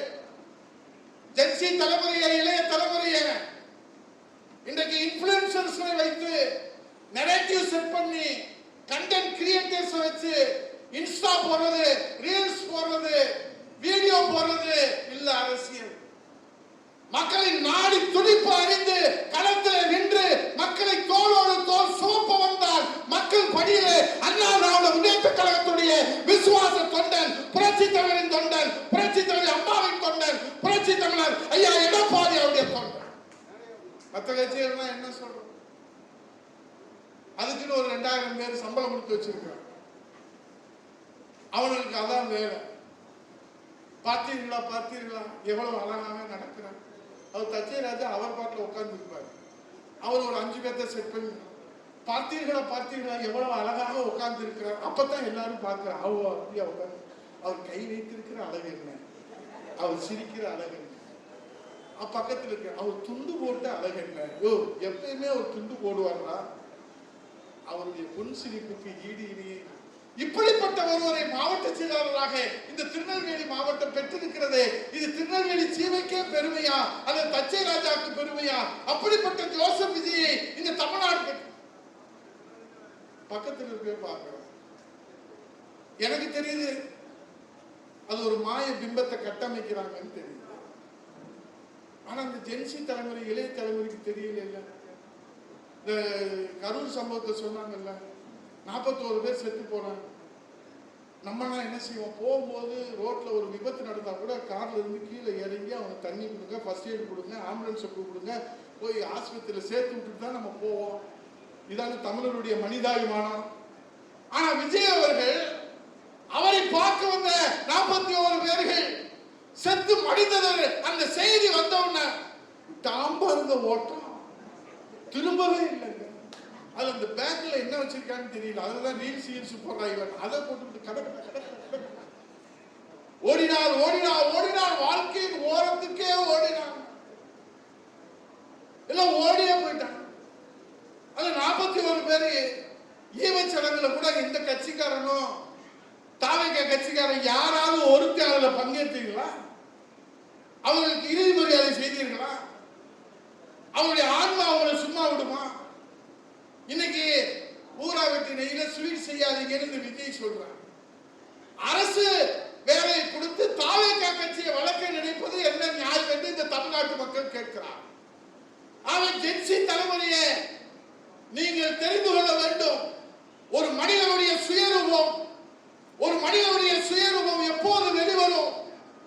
நெருக்கடியான காலகட்டத்திலே அவன் எப்படி நடந்து கொள்ளுகிறான் என்பதை வைத்துத்தான் அந்த மனிதனை நீங்கள் மதிப்பீடு செய்ய முடியும். அப்படித்தான் கரூர் சம்பவத்திலே எவன் செத்தால் என்ன, எவன் பிழைத்தால் என்ன, எவன் நாசமா போனால் என்ன, என் உயிரை போனால் பரவாயில்லை என்று சொல்லுகிற அந்த ஜோசப் விஜய் மத்தியிலே கொரோனா காலத்திலே தடுப்பூசி கண்டுபிடிக்காத போது எவன் உயிரும் போகக்கூடாது, யார் உயிரும் போகக்கூடாது, என் உயிர் போனால் பரவாயில்லை என்று சொன்ன தன்மான தலைவன், ஒரே தலைவன், கருணன் வடிவம், புரட்சி தமிழர் ஐயா எடப்பாடியாரை இந்த தமிழ்நாடு மிஸ் பண்ணிருச்சு. ஒரு நெருக்கடியான காலகட்டத்தில் ஒரு மனிதன் எப்படி செயல்படுகிறான், எப்படி இயங்குகிறான், எப்படி வெளிப்படுத்துகிறான், அவன் உணர்வுகள் என்ன, அவனுடைய உரிமைகள் போராட்டம் என்ன? 72 நாள் வெளியே வரல. சுதா கூட ஆதரத்தை சொன்னார், நீங்க எல்லாம் போய் சட்டசபையில் அப்பயே கதையை முடிச்சிருக்கலாம். நாங்களும் சொன்னா நம்ம தலைவன் கேட்கல, கருணையின் வடிவமான தலைவன். ஆனா அதுல என்ன முக்கியமானது தெரியுமா? 72 நாள் வரலன்னு ஊரே பேசு. அப்ப இவங்க சொல்றாங்க, அண்ணே உங்களை வெளியவே வரலன்னு பேசுறாங்க. அப்படியா? எவன் பேசுறது? நாடே பேசுறான், எல்லாரும் பேசுறான். அந்த சினிமா வசனகர்த்தா கூடு மைக்கேல் ராயப்படுக்கு தான் தெரியும், அதுக்கு ரெடியா இருப்பான் பேப்பர் பேனோட. கரூர் சம்பவத்துல 72 நாள் நம்ம தளபதி வெளியே வரல, மக்களுக்கு ஒரு பஞ்ச் டயலாக் நம்ம தளபதி பேசணும் எழுதுறான். அவன் ஒரு 5 டயலாக் எழுதுறான். அதை எழுதி முடிச்ச உடனே டக்குன்னு கை உடனே ஒரு வீடியோ போடுறாங்க. கரூர் சம்பவத்திலே நான் எவ்வளவு வலியோடு இருக்கிறேன் தெரியுமா? நெஞ்சு வலிக்கிறது. எல்லாத்துக்கும் தான் நெஞ்சு வலிக்குது. என்னை வெளியே வரவில்லை என்று விமர்சனம் செய்கிறார். சிங்கம் வேடிக்கை பார்ப்பதற்கு வெளியே வராது, வேட்டையாடத்தான் வெளியே வரும். இது என்னடா இருக்கு அப்படின்னா, நீங்க சத்தியமா சொல்ல நம்ப மாட்டீங்க, 1 கோடி பேர் அதுக்கு லைக் போடுறாங்க. நான் பார்த்தேன், என்னடா அது லைக் போடுறீங்க? நாங்க மக்கள் லைஃபை பத்தி பேசுறோம், நீங்க விஜய் பேசுனா வேடிக்கை பார்க்க சிங்கம் வராது, வேட்டையாடதான் சிங்கம் வரும். இவ்வளவு பெரிய கூட்டத்தை நடத்தினாங்க இந்த தச்சை ராஜா, அதுக்கு ஒரு லைக் நீங்க போக கூடாது. நாங்க லைஃபை பத்தி பேசுறோம், அவங்க லைக்கை பத்தி பேசுறாங்க. போட்டா 1 கோடி பேரு ஜென்சி தலைமுறை. இத போல ஒரு வசனம் இந்த உலகத்துல எவனும் பேச முடியாது. டேய், எங்க தளபதி சிங்கம்டா, வேடிக்கை பார்க்க வெளியே வராதுடா, வேட்டையாடுடா. டேய், 41 பேர் செத்து போயிட்டாடா நம்ம கூட இருக்கிறீங்க. இது யாரு எடுத்து சொல்றது? நாங்க நம்ம கட்சி, நம்ம அனைத்து இந்திய அண்ணா திராவிட முன்னேற்ற கழகம், புரட்சி தமிழர் ஐயா எடப்பாடியார் 41 பேருடைய லைஃப் பத்தி பேசுறான். இவன் சோசியல் மீடியால லைக் போறத பத்தி பேசுறான். நம்ம ரியலை பத்தி பேசுறோம், அவன் ரீல்ஸை பத்தி பேசுறான். என்ன எங்க போதோ தெரியலங்க நாடு. இப்ப அவங்க தமிழ்நாட்டெல்லாம் தாண்டிட்டாங்க.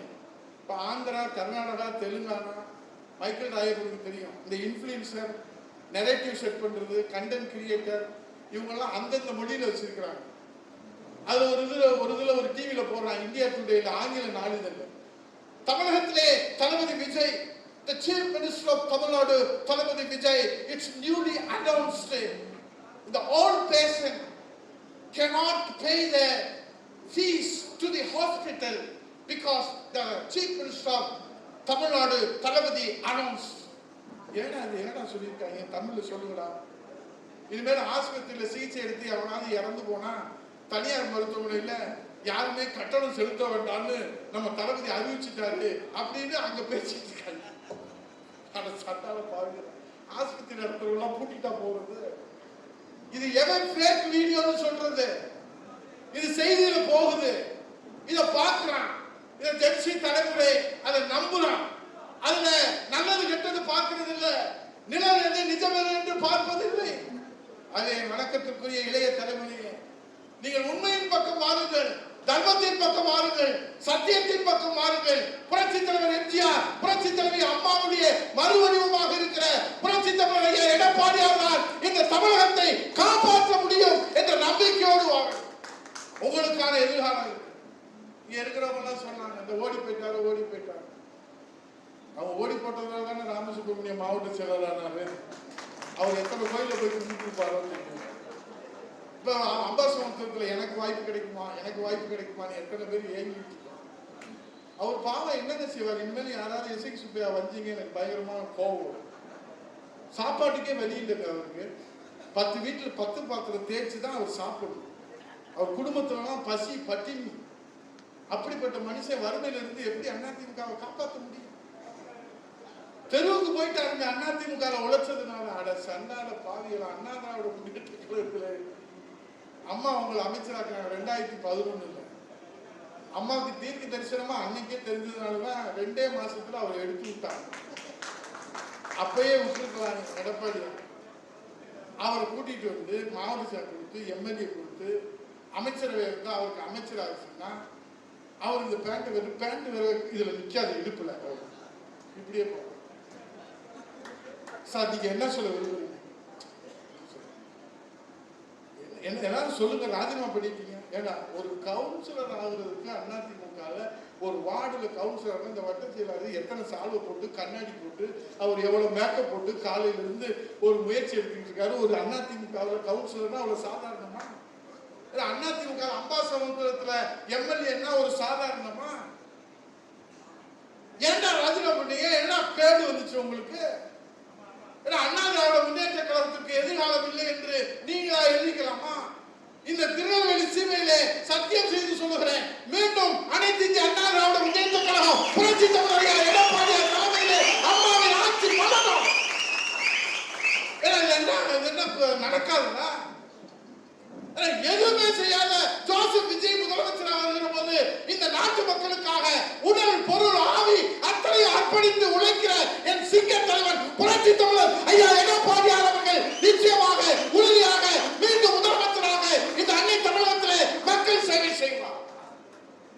மாற்றம் கேட்டவங்களுக்குலாம் எல்லாம் மாற்றம் இருக்கு.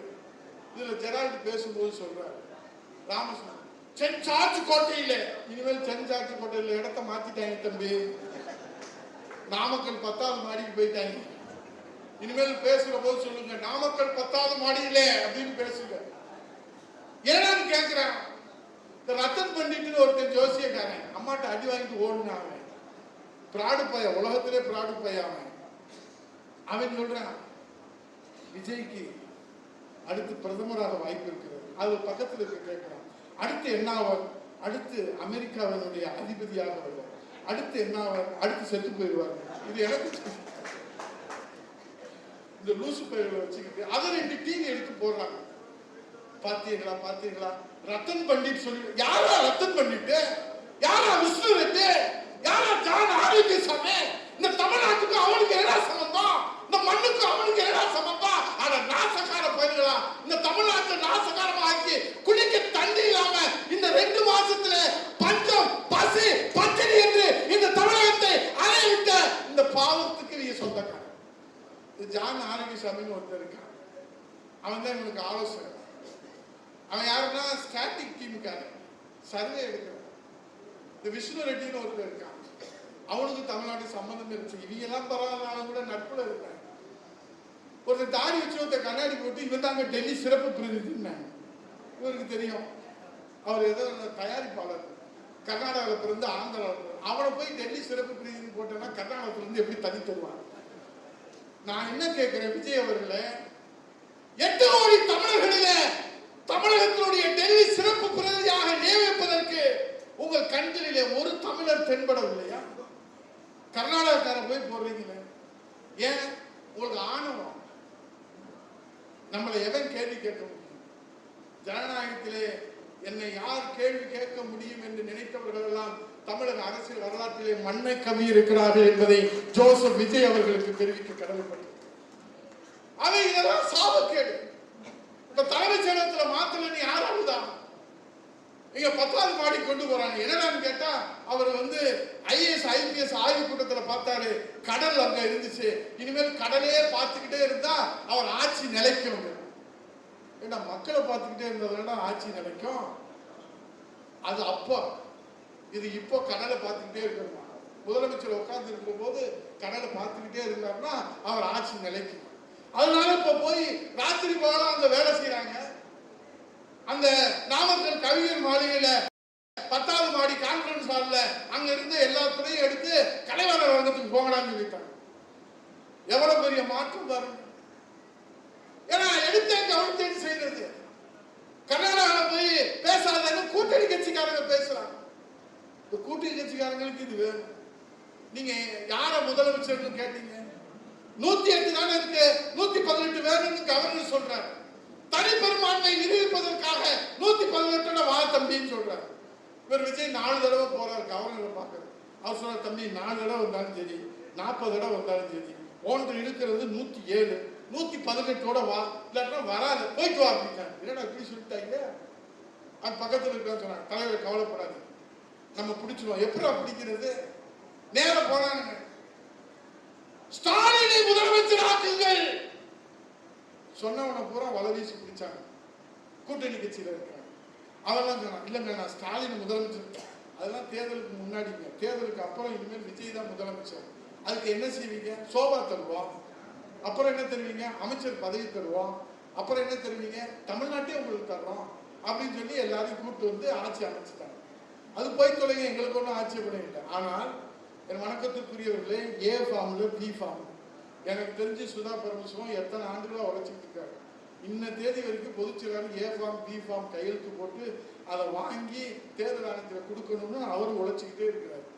இப்படிப்பட்டவர்களை எல்லாம் தள்ளி வைத்து விட்டு ஏ ஃபார்ம் பி ஃபார்ம்ல தேர்தல் ஆணையத்தில் ரெட்டை சின்னத்தில் நீங்க நிற்க வச்சு தேர்தல் பிரச்சாரம் செய்து உங்களை வெற்றி பெற செய்து எடப்பாடியார் தான் முதலமைச்சராக வர வேண்டும் என்று நீங்கள் தேர்தல் பிரச்சாரத்திலே மக்கள் மத்தியிலே உறுதி கொடுத்து சத்தியம் செய்து வாக்குகளை பெற்று வெற்றி பெற்றதற்கு பிறகு இன்றைக்கு நீங்கள் 25 பேர்கள் போய் பொதுச் செயலாளரிடத்தில் எந்த விதமான ஆலோசனையும் செய்யாமல் 25 பேர்கள் போய் விஜய் அவர்களுக்கு சட்டமன்றத்திலே நீங்கள் ஆதரவு தெரிவிக்கிறீர்களே, இது என்ன என்ன வகையிலே நியாயம்? ஸ்டாலின் முதலமைச்சராக வர வேண்டும் என்று கூட்டணி கட்சிகளிடத்தில் பேரம் பேசியதோடு அண்ணா திராவிட முன்னேற்ற கழகத்திலே புரட்சி தலைவருடைய மறுவடிவமாக, அம்மாவுடைய மறுவடிவமாக புரட்சி தலைவர் எடப்பாடியார் அவர்கள் முதலமைச்சராக வர வேண்டும் என்று வெற்றி பெற்ற இந்த அம்பா சமுத்திரம், இசைக்கு சுப்பையா, அந்த ஜெயக்குமார், அங்கே இருக்கக்கூடிய மரகதம் குமரவேல், விராலிமலை பாஸ்கர் அவர்களெல்லாம் பாவங்க. என்ன செய்வார்? இந்த கட்சியில உழைச்சு உழைச்சு உழைச்சு ஓடா தேஞ்சு போயிட்டார். எனக்கு சேர்ந்தது கூட முக்கியம் இல்லை. சேர்ந்ததுக்கு அப்புறம் அவர் ஒரு காஸ்டியூம் போட்டான் பாருங்க விஜயகுமார், அங்கதான்டா இருக்கான் நம்ம விஜயபாஸ்கர். பேண்டையும் ஷர்ட்டையும் போட்டு விட்டான். எங்கடா விஜயபாஸ்கரை காணோம்னு பார்த்தா அவன் பக்கத்துல நிற்கிறான். ஏன்டா இதை போட்டான்னா விஜய் என்ன போடுறாரோ அதே தான் போடுவாரு அப்படின்னு. என்ன ஒரு சிந்தனை! இப்படிப்பட்டவனை வச்சு அம்மா ஹெல்த் மினிஸ்டர் கொடுத்து அவன் படுத்தின பாடு கொஞ்ச நெஞ்சம். ஆனா ஒண்ணு, இப்ப புதுக்கோட்டை மாவட்டத்துல இங்கதான் என் தங்கச்சி செருப்பு கட்டிட்டே அடிச்சிச்சு, விளக்கு மாத்திலே அடிச்சிச்சு. இங்க டிவி பூரா பரபரப்பா போச்சு. இப்ப புதுக்கோட்டை மாவட்டத்துல என்னங்க இந்த விஜயபாஸ்கர் போயிட்டாரு. சாமி, இத்தனை நாளா நாங்க அடிமையா இருந்தோம், இன்னைக்கு தான் அண்ணா திராவிட முன்னேற்ற கழகம் புதுக்கோட்டையில சுதந்திர காற்றை சுவாசிக்கிறது என்று அங்க சொன்னாங்க. அதே மாதிரிதான் இங்க ராமசுப்ரமணியத்தை கேட்டேன். தம்பி, அம்மா சமுத்திரத்துல என் அருமை சகோதரர், என் ரத்த உறவு இசைக்கு சுப்பையா நம்ம அம்போன்னு நடுத்தருவுல விட்டுட்டு போயிட்டாரு. அவரு இப்போ நம்ம என்ன செய்ய போறோம்? இப்பதானே அண்ணா திராவிட முன்னேற்ற கழகம் அம்பா சமுத்திரத்துல 1,00,000 வாக்குகள் வித்தியாசத்துல இரட்டையிலே வெல்லும் என்கிற அந்த உறுதியை கொடுக்கும். ஏன்னா ஒருத்தர் போனா தானே அவரை பத்தி வளர்ந்து இவர் வேற வந்து சுயேட்சையில் நிக்க அப்படிங்கிறார். அது சுயேட்சையில் நின்றாருன்னா நாசமா போனா நமக்கு என்ன? போயிட்டா நம்ம விட்டு அதோட தலை மொழியாச்சு. இந்த 6 பேருக்கு என்ன நோக்காடு வந்துச்சு, என்ன கேடு வந்துச்சு? நான் என்ன கேட்கிறேன், அம்மா எனக்கு உதயகுமாருக்கு எதுக்கு அமைச்சர் பதவி கொடுத்தாங்க? இந்த உலகத்திலே நான் தான் அழகன் கொடுத்தாங்களா? இந்த 2 கோடி தொண்டர்கள் நான் தான் அறிவாளின்னு கொடுத்தாங்களா? இல்ல இந்த 2 கோடி தொண்டர்கள்ல நான் தான் பெரிய புத்திசாலி உழைப்பாளின்னு கொடுத்தாங்களா? இல்லை தொண்டர்களே. சோதனை காலத்திலும் வேதனை காலத்திலும் துன்பம் வருகிற போதும் அனைத்து இந்திய அண்ணா திராவிட முன்னேற்ற கழகத்திற்கு உதயகுமார் விசுவாசமாக உயிரை விடுவானே தவிர அவன் காட்டி கொடுத்து செல்ல மாட்டான் என்கிற காரணத்தால என்னை அமைச்சராக 2 கோடி தொண்டர்கள் இருக்கிற இடத்துல ஒரு கிளைச்சலாவுடைய மகனாக உதயகுமார் அவர்களை 10 ஆண்டுகள் அமைச்சராக 15 ஆண்டுகள் சட்டமன்ற உறுப்பினராக கொடுத்திருக்கிறார்கள். அதே போல உங்களை எல்லாம் அமைச்சர்களாக புரட்சி தலைவர் இதயமும் அம்மா அவர்கள் உட்கார வைத்து அழகு பார்த்தார்களே, எதற்காக? விஜய் போல பேண்ட் சட்டையும் போட்டு போறதுக்கா? நாசகார பயிர்களா. தொண்டனுடைய வயிறு எரிஞ்சா நீங்க சாம்பலா போயிருவீங்க என்பதை இந்த திருநெல்வேலியிலிருந்து நான் சாபமிடவில்லை, நான் வரலாற்றை நினைவு கூறுகிறேன். அண்ணா திராவிட முன்னேற்ற கழகத்திலே இங்க இருக்கிற தொண்டர்கள் ஒரு ஊராட்சி மன்ற தலைவராக கூட இல்லாமல் வாழ்ந்தாலும் வீழ்ந்தாலும் செத்தாலும் அண்ணா திராவிட முன்னேற்ற கழகம் இருப்பது ஓர் உயிர், அது போவது அண்ணா திராவிட முன்னேற்ற கழகத்திற்காகத்தான். இந்த உயிர் போக வேண்டும். என் மடியிலே என் நெஞ்சிலே அண்ணா திராவிட முன்னேற்ற கழகத்தினுடைய கொடி படர வேண்டும் என்று உழைக்கிறாரே அந்த சாமானிய தொண்டர், எளிய தொண்டர், உண்மை தொண்டர், விசுவாச தொண்டரை நம்பித்தான் அண்ணா திராவிட முன்னேற்ற கழகம் இருக்கிறதே தவிர ஓடுகாலிகளை நம்பி எத்தனை பேர் ஓடி இருக்கிறாங்க கட்சியில. நான் கூட ஒரு இடத்துல பேட்டியில சொன்னேன், அண்ணா திராவிட முன்னேற்ற கழகத்தை சாதாரணமா நினைக்காதீங்க. All party leaders manufacturing factory வச்சிருக்கோம், தயார் பண்ணி அனுப்பிக்கிட்டே இருக்கோம். இப்ப திமுக பாருங்க, 12 அமைச்சர்கள் நம்மால். எந்த கட்சியில பாரதிய ஜனதா கட்சியில நம்மால், காங்கிரஸ்ல திருநாவுக்கரசனை உள்ளிட்ட நம்மால். தாவேக்கா மட்டும் என்ன பாவம் செஞ்ச கட்சியா? அதுக்கு ஒரு 5 பேரை பயிற்சி கொடுத்து அனுப்பிச்சு வச்சிருக்காங்க. அவன் போவான். அதுக்காக அண்ணா திமுக எங்க அண்ணன் தச்சராஜ் அண்ணன் கேட்ட மாதிரி அண்ணா திமுக விழுந்து விடுவான். ஒருவர் போனால் 1000 அண்ணா திராவிட முன்னேற்ற கழகத்துடைய விசுவாச தொண்டர்கள் உழைத்து வருவார்கள், உழைப்பார்கள், கழகத்தை ஆட்சி கட்டிலே அமர்த்துவார்கள். அதான் அண்ணா திராவிட முன்னேற்ற கழகத்துடைய வரலாறு. அப்படிதான் இந்த இயக்கம் வளர்ந்திருக்கிறது, அப்படிதான் இந்த இயக்கத்தை வளர்த்தெடுத்திருக்கிறார்கள். அதை நடக்கத்திற்குரியவர்களே, மெஜாரிட்டி நிரூபிக்கிறதுக்கு விஜய் எப்படி குறுக்கு வழியை கையாண்டாருன்னு நீங்க பாத்தீங்க. ஒரு புறத்துல பேரம், ஒரு புறத்துல பித்தலாட்டம். அண்ணா திராவிட முன்னேற்ற கழகத்தினுடைய அந்த சட்டமன்ற உறுப்பினர்கள் 25 பேர்கள். நீ கொடுத்த வாக்குறுதிப்படி அவருக்கு அமைச்சர் பதவி கொடுத்திருக்கணுமா இல்லையா? நடுத்தருவில் விட்டுட்டு போயிட்டே. அவங்க எல்லாம் புரட்சி தமிழர் எடப்பாடி அவருடைய தலைமையில மக்கள் பணி ஆற்ற வேண்டும் என்று சொல்லுகிற போது அதுல 6 பேரை தூக்கிட்டு போற பிள்ளை பிடிக்கிற மாதிரி. அப்படா நீங்க இதுல இருந்து என்ன தெரிகிறது? உதயகுமார் அபாண்டமாக அரசியல் காழ்ப்புணர்ச்சியோடு குற்றம் சொல்லவில்லை. பதவி வெறி பிடித்தவன், பதவி பித்து பிடித்தவன் இந்த ஜோசப் விஜய் என்பதை அவன் நடத்திய குதிரை பேரமே சாட்சி என்பதை எந்த நீதிமன்றத்தில் வேண்டுமானாலும் சொல்வதற்கு இந்த உதயகுமார் உள்ளிட்ட இந்த அண்ணா திராவிட முன்னேற்ற கழக தொண்டர்கள் தயார். வழக்கு போட்டா A1 தச்சை ராஜாவை போடுங்க, A2 சுதா பரமசிவத்தை போடுங்க, சங்கரலிங்கத்தை போடுங்க, எங்க அண்ணன் ராமசுப்ரமணியம் 4, 5. இது குதிரை பேரமா இல்லையா? நேற்று நீதிமன்றம் இன்றைக்கு தீர்ப்பு வழங்கி இருக்கிறது. என்ன தீர்ப்பு? ஆகஸ்ட் மாசம் வரைக்கும் இடைத்தேர்தல் நடத்த முடியாது. 3 மாநிலத்திலே காலியாக இருக்கிற இடைத்தேர்தல் தேதி தேர்தல் ஆணையத்தால் அறிவிக்கப்பட்டிருக்கிறது. தமிழகத்திலே காலியாக இருக்கிற 7 தொகுதிகளுக்கு இடைத்தேர்தல் தேதி அறிவிக்கவில்லை. நீதிமன்றம் இன்றைக்கு தடையாணை பிறப்பித்திருக்கிறது. இன்றைக்கு தேர்தல் ஆணையம் வழக்குகள் இருப்பதனாலே அந்த தேதியை அறிவிக்காம இருக்கிறார். இந்த ராஜினாமா பண்ணிட்டு போன 6 பேரும் எப்ப வரும்? ஆனா வராது. இடைத்தேர்தல் நேற்று கூட தலைமை தேர்தல் ஆணையர் வந்தார். கங்க்ராச்சுலேஷன்ஸ் தமிழ்நாடு, இந்த இண்டிபெண்டன்ஸ் ஆஃப் இந்தியா, சுதந்திரத்துக்கு பிறகு இப்போதுதான் தமிழ்நாட்டிலே அதிகமான வாக்குகளை நீங்கள் வாக்களித்திருக்கிறீர்கள். தேங்க்ஸ் டு கங்க்ராச்சுலேட் தமிழ்நாடு அப்படின்னு சொல்லிட்டு போயிட்டார். சார் இடைத்தேர்தல் பை எலெக்ஷன் நோ நகி போலும். இந்த 6 பேரும் டவுஸ் இருக்கிறத விட்டுட்டு பறக்கிறத ஆசைப்படலாம். ஆண்டவனை விட்டுட்டு ஆண்டிகிட்ட போய் நிக்கிறீங்க. நான் படுவாய் போயிடுவேன். அரசனை நம்பி புருஷனை கைவிடலாம். தெருவோடு எழுந்தி தெருவில் தெரிய போறீங்க. இந்த 7 பேரும் என்ன நீங்க சொல்லி சிரிக்கிறதா சரி. இந்த மரகதம் குமரவேலு அது ஒன்றிய செயலாளரா, அந்த பதில் ஊராட்சி மன்ற தலைவராக இருந்துச்சு. நான் இளைஞரணி செயலாளர் இருக்கிற போது அங்கே என்னை வச்சு ஒரு பொதுக்கூட்டம், அந்த தங்கச்சி ரொம்ப நல்லா மக்கள் பணி செய்யுதுன்னு அன்னைக்கு அம்மா கவுண்டத்தில் கொண்டு போய் மூத்த அமைச்சர்கள்லாம் சொல்லி அது பாராளுமன்றத்தினுடைய உறுப்பினர் நிற்க வச்சு ஜெயிக்க வச்சோம். அப்புறம் சட்டமன்ற உறுப்பினர், திரும்பவும் சட்டமன்ற உறுப்பினர். இதுக்கு மேல ஒரு கட்சி என்னங்க செய்ய முடியும் சொல்லுங்க, நீங்களே சொல்லுங்க.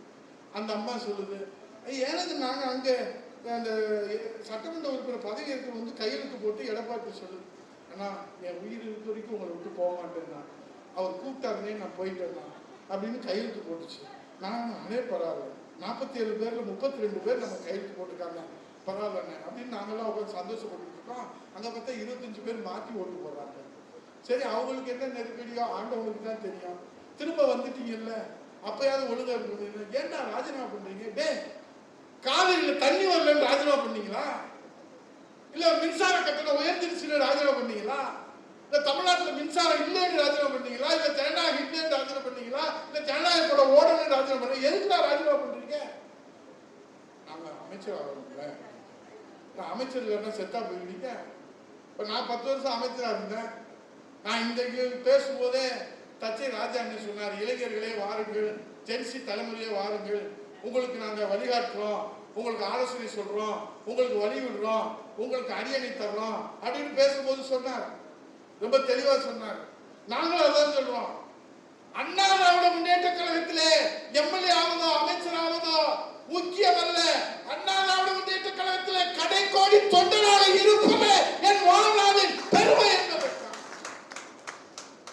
இப்போ இந்த உதயகுமார் யார்? மிட்டா மராசா, ஜமீன்தாரா, ஆலயத்துக்காரா, அதானி மகனா, அம்பானி மகனா, ஓஸ்தவருடைய கிளைச்சலர் மகன்? நான் வர்றேன் அந்த வெயில மலையோட 5000 பேர் அங்க தச்சை ராஜா தலைமையில சுதா பரமசிவத்துல இருந்து, ஜனார்தன்ல இருந்து, காமராஜ்ல இருந்து, ராமசுப்ரமணியத்துல இருந்து, வேலாயத்துல இருந்து அங்க நிக்கிறான். என் தங்கச்சி மகளிர் அணி பூரா அங்க நிக்கிறான். உதயகுமார் வருகிறான் என்பதற்காக அல்ல. புரட்சி தமிழர் ஐயா எடப்பாடியார் அறிவித்து விட்டார்.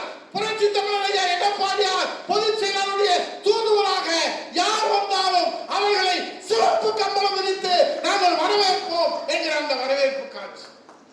அப்பதான் ஏன் நேரமும் இன்னும் தெரியல, நிர்மல் குமார் அந்த பகுதியில் போயிருக்கான். அவன் ஏதோ கல்லூரியில வந்து பட்டமளிப்பு விழா போட்டுருக்கான். அவன் கேட்டிருக்கிறான், ஏயா இங்க 5000 பேர் நிக்கிறீங்களே, எனக்கு 5 பேர் கூட அங்க நாதி இல்லையே, தூக்கிட்டு போறதுக்கு 4 பேர் கூட வரலையே, என்னடா இங்க நடக்குது, யாரா வர்றாரு, எடப்பாடியார் வர்றாரு சொல்ல. அப்பதான் அவன் சொல்லியிருக்கான், ஜனார்து எடப்பாடியார் வரலங்க, எடப்பாடியுடைய கடைக்கோடி தொண்டன் உதயகுமார் வருவதற்கே இந்த வரவேற்பு என்று சொன்னால் இதாண்ட அண்ணாதிமுக.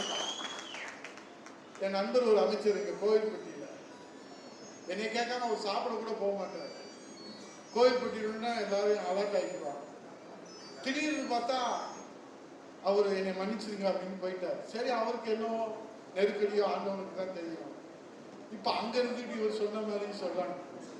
இவ்வளவு கேவலமா ஒரு கட்சியில நடத்துறத நான் பார்க்கவே இல்லைங்க. அவனுக்கு என்ன தெரியும், அங்க தாவேக்கால இருக்கிற ஒரு கட்டமைப்பு கிடையாது, கன்றாவையும் கிடையாது. அங்க எவன் வட்ட செயலாளர் தெரியல, எவன் ஒன்றிய செயலாளர் தெரியல, எவன் மாவட்ட செயலாளர் தெரியல. இப்ப அதிகாரி எல்லாம் தலையை பிச்சுக்கிட்டு இருக்காங்க. மாவட்ட செயலாளர் 5 பேர் வர்றாங்க. மேடம், தாசார் மேடம், என்னை கேட்காம எதுவும் மூவ் ஆகக்கூடாது. சரிங்க, நீங்க யாரு? நான் தான் மதுரைக்கு மாவட்ட செயலாளர். ஓகே. அடுத்து ஒருத்தர் வாங்க. மேடம், நீங்க என்னை கேட்காம யாரையும் பார்க்கவே கூடாது. சரிங்க, பார்க்கவே இல்லை. நீங்க யாரு? நான் தான் மதுரைக்கு மாவட்ட செயலாளர். சரி, போ. இப்படியே 10 பேர் வந்திருக்காங்க. அந்த அம்மா சொல்லியிருக்கேன். அடுத்த ஒருத்தர் வந்திருக்காங்க. மேடம், உன்னை கேட்காம நான் யாரையும் பார்க்க கூடாது, யாரையும் கையெழுத்து போடக்கூடாது, நீ மதுரைக்கு மாவட்ட செயலாளர். அவ்வளவுதான். நான் சொல்ல வேண்டியதெல்லாம் நீங்க சொல்றீங்க. இல்லைங்க, இதுக்கு முன்னாடி 10 பேர் சொல்லிட்டு போயிட்டாங்க. நீங்க 11ஆவது, இன்னும் எத்தனை பேர் வர போறீங்கன்னு தெரியும்.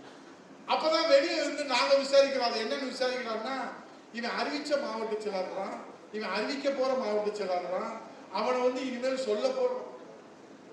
இப்படி வைக்கிற கட்சியில போய் நம்ம ஆளு டிசியை வேற தூக்கி விட்டுக்கிட்டு அங்க போய் அமைச்சர் சேர்ந்துட்டாரு, அமைச்சர் சேர்ந்துட்டாருன்னு சொல்லு, நான் வந்துட்டேன்னு சொல்லு அப்படின்னு இருக்கான் அந்த மாவட்ட செயலாளர். எங்க அண்ணன் எப்பயும் போல நாங்க அங்க இருந்து புறப்பட்டோம்னு சொல்லுவோம்ல, திருப்பதி சார், ராமகிருஷ்ணன் சார், நான் சென்னையில இருந்து கிளம்பிட்டேன், பாண்டியில வர சொல்லிருங்க. ஓகே சார், சொல்லிடுறேன். அதே மாதிரி இவர் அந்த பழைய நினைப்புட பேராண்டி, ஹலோ நான் தான் பேசுறேன், கடம்பூர் ராஜு, நான் சென்னையில இருந்து கிளம்பிட்டேன். அப்படியா, சரி, எங்க போறீங்க? கன்னியாகுமரிக்கா? ஓ, கோவில்பட்டி தான் வர. சரி வாங்க, அதுக்கு என்ன ஏன்ட்ட சொல்றீங்க? நீங்க தானே மாவட்ட செயலாளர். ஆமா. ஒரு அமைச்சர் வரும்போது வரவேற்க வேண்டாமா? யாருக்கு யார் அமைச்சர்? நான் தானே அமைச்சர். அது அதிமுக. இப்ப நீ அடிப்படை தொண்டன் கூட இன்னும் நாங்க உங்களை சேர்க்கல, உறுப்பினர் கார்டே கொடுக்கல. அவர் வந்த வண்டியில எனக்கு உயிருக்கு மேலான நண்பர், அவர் கூட போய் பேச வச்சுட்டாருன்னு எனக்கு வருத்தமா தான் இருக்கு. அதையோட வந்தவர் தான் இறங்கி பார்த்துருக்கிறாரு. சுத்தி பத்தி யாருமே காணும். 2 பேருக்கு கொண்டு வந்திருக்காரு. எப்பயுமே உதவியாளர் 2 பேர் வந்திருக்காரு. கோயில்பட்டியில இருந்து என் தம்பியை 2 பேர் வந்திருக்காரு. அவனையும் காணும். அவனுக்கு போன் அடிச்சிருக்காரு. எங்கடா இருக்காரு? என்னண்ணே வேண்டாம்? ஏன்னா பேக்கு தூக்க ஆள் இல்லை. அண்ணே மன்னிச்சுக்கங்கண்ணே, நேற்று வரைக்கும் அதிமுக இருந்தீங்க, உங்களுக்கு பேக்கு தூக்குனேன், உங்க வேசி சட்டையெல்லாம் தூக்குனேன், உங்களையும் தோலை தூக்கி சுமந்தேன், நீங்க இன்னைக்கு அதிமுக விட்டு போயிட்டீங்க, நான் வருத்தத்தோடு உங்கள்கிட்ட இருந்து விளையிட்டேன்னு அவன் சொல்லிட்டான். ஏன்னா எவனுமே வரலன்னு இவர் தூக்கி கொண்டு போயிருக்காரு. அங்க ஆட்டம் பாட்டம் கொண்டாட்டத்தோட வரவேற்பு இருக்குன்னு சொல்லிட்டு அங்க போயிருக்காரு. எவனுமே வரல.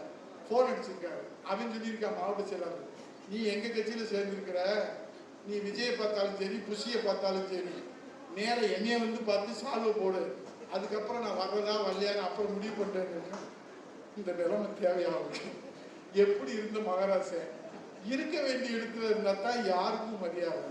இது தேவையா? நான் என்ன கேட்கிறேன், நீ விஜய்கிட்ட போறீங்க, சேர்றீங்க, எம்எல்ஏ ஆகுங்க, அமைச்சர் ஆகுங்க, என்ன வேணாலும் செய்யுங்க.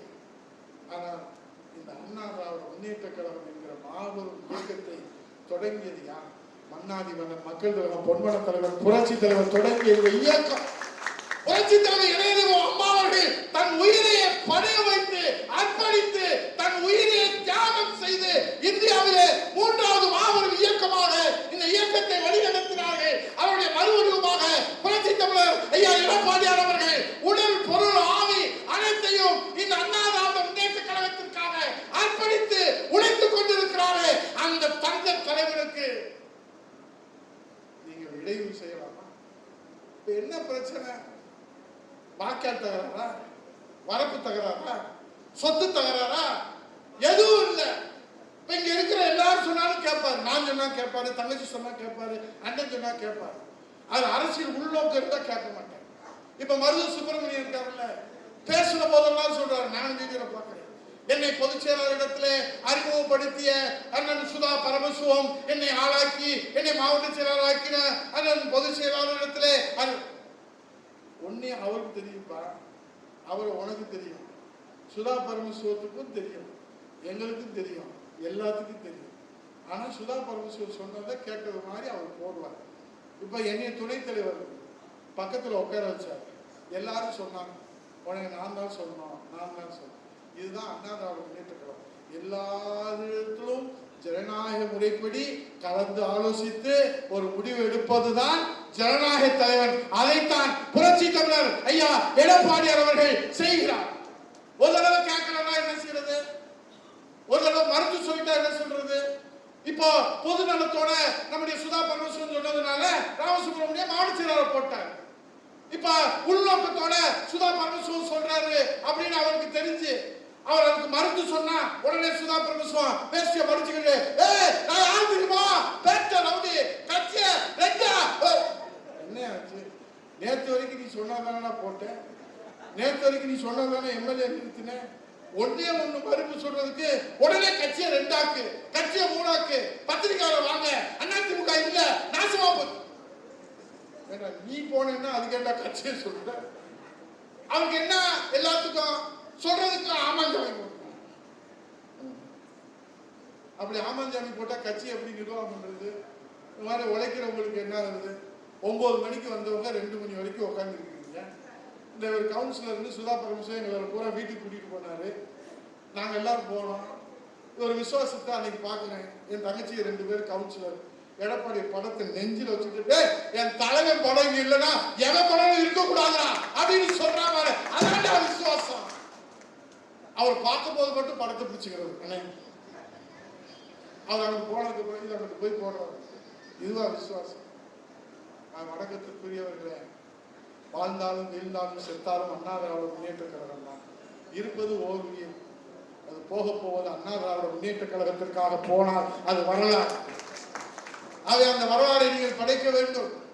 எத்தனை சோதனைகள் வந்தாலும், எத்தனை இடையூறுகள் வந்தாலும், துரோகங்கள் வந்தாலும், எதிர்ப்புகள் வந்தாலும், அம்மாவின் மறுவடிவமாக, புரட்சி தலைவருடைய மறுவடிவமாக ஒரு சாமானிய தொண்டன் மக்களோடு மக்களாக இருந்து இன்றைக்கு மன்னனாக மகுடம் சூட்டிய காரணத்தால் தான் இத்தனை தொல்லைகள், இத்தனை துரோகங்கள், இத்தனை இடையூறுகள் அத்தனையும் தாண்டி அண்ணா திராவிட முன்னேற்ற கழகத்தான் என் உயிர் மூச்சு என்று வாழ்ந்து கொண்டிருக்கிற புரட்சி தமிழர் ஐயா எடப்பாடியாருடைய தலைமையிலே அன்னை தமிழகத்திலே மீண்டும் அம்மாவின் ஆட்சியை மலர செய்வதற்கு அம்மா சமத்துவத்திலே இரட்டை இலை மலர வேண்டும் என்று சொல்லி இளைய தலைமுறையே உங்களுக்காக அண்ணா திராவிட முன்னேற்ற கழகத்துடைய கதவு திறந்திருக்கிறது.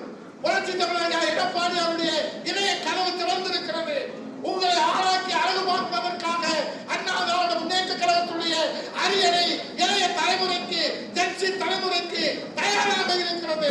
வாய்ப்பை பயன்படுத்திக் கொள்ளுங்கள் என்று சொல்லி இந்த எழுச்சி மிகு ஏற்பாட்டில் மிக சிறப்பாக எழுச்சியோடு, உணர்ச்சியோடு, மகிழ்ச்சியோடு, விசுவாசத்தோடு நடத்தி காட்டிய தாமர பரணி வற்றாத ஜீவநதி போல் விசுவாசத்திற்கும் வற்றாத மாநாடு கண்ட வெள்ளிவிழா மாநாடு கண்ட இந்த திருநெல்வேலி சீமைக்கு என் தலை வணக்கத்தை தெரிவித்து நன்றி கூறுகிறேன்.